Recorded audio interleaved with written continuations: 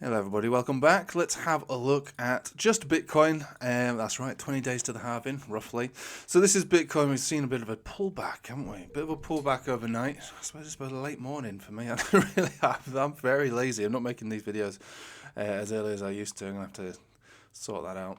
Right, so what we're seeing is a range basically after a breakout. So let's just reflect on this. We've got a downtrend, support, resistance, breakout, and now we've got a range, the range basically being these highs from around, well, we'll call it the wick high of around 71,700, but really it's these candle body highs, around 71,300. And then the range lows back down to more or less where we came down to again once again today. Candle body lows about 68, and today we had the wick low of 69 basically. So we're sitting in a range basically. Go on, let's draw some more bits on this chart if it's not noisy enough already. So you can already see that actually it's not that much of a concern. Getting supported on a 50 exponential on this 4 hour, no big deal. Take ourselves to the daily 10 exponential, so it's really not a big deal at all.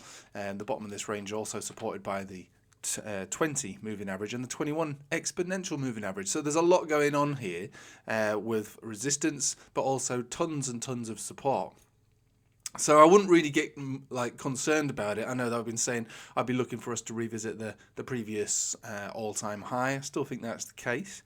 Looking over here at momentum, yeah, we've had a negative cross and we've been consolidating ever since. Momentum's still not particularly picking up here on the daily. Whoopsie do.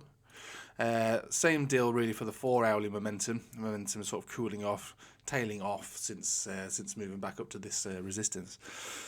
So what we looking for? What we waiting for? Well, look, it's bank holiday, isn't it? It's the Easter holidays. Traditional markets have been closed since Friday. You know, we've been sitting here waiting for some kind of inflow, and it's certainly not coming from the retailers. Bitcoin trades for an enormous amount of volume these days, ridiculous. So it's going to take a fair bit to move it up, and also to move it down. And you know who's got the power for that? Traditional markets, ETFs, all that sort of stuff. Not only that though, it's just that it's a large holiday, isn't it, really? It's a large period of time where there is not any trading. And you've got to think about the broader markets. They trade for trillions, 24-hour trading volumes, trillions, multiple trillions, which is a ridiculous amount of volume. And at the moment, we're just stuck with the little kind of crypto exchange. Yeah, I suppose there's still a few billion probably, but it's not much. It's not much, and Bitcoin is having withdrawals, I think, from that. And fair play. It's a 24-hour market, and the rest of the markets have been closed. So really, I'm kind of looking for this to have continuation to the upside because that's the general direction of the trend, back up to the previous all-time high and maybe up to the top of this box some point next week. Now, obviously, we're looking at all our favorite altcoins, and they're all down as well. This is always the case. You have a setup and you have to wait for Bitcoin to, well, play the game. If it's not able to play the game, then your altcoin might not be able to do it. But if this was an opportunity right now to buy a dip or to try a position, I would argue the case that actually, yeah, it's fine to try, to try a position from here. It's a 10 exponential on the daily. It's a 50 exponential on the 4 hourly. It's still in the uptrend. You know, we're still looking for the breakout and continuation. We've got 20 days before the halving. So, educated guess would tell me that actually, yeah, this is an opportunity to try and buy the dip. But recognizing the risk on something like this, obviously you're trying to take a position on something that offers a 3% to a potential 6%. That's what it is for Bitcoin. So people got upset when I said that there was a 15% move in Ethereum Classic, but people are still happy to trade Bitcoin. Oh, what's Bitcoin doing? What's Bitcoin doing? But 3%, 6% top target. Come on, baby. All right. Well, if that's if you're gonna complain about Ethereum Classic doing a 15% move, but you're happy to see that Bitcoin is positioned to do a 3 to a 6, then what's going on? Eh?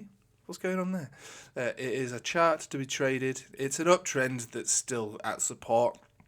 There is two resistance areas really, with a potential breakout from there, and obviously we think about Bitcoin as the leader of the market, so whatever Bitcoin does, the market ought to try to do as well. So I still think it looks good. It's a bank holiday Monday. It's not the greatest day in the world for trading. We've had basically, this is like the fourth day in the absence of all other markets, and so yeah, it's static. It's boring.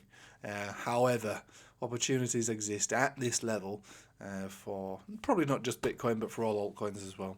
If we start to break down, though, below this area here, 68,500, then it'll be a deeper drop down below 66.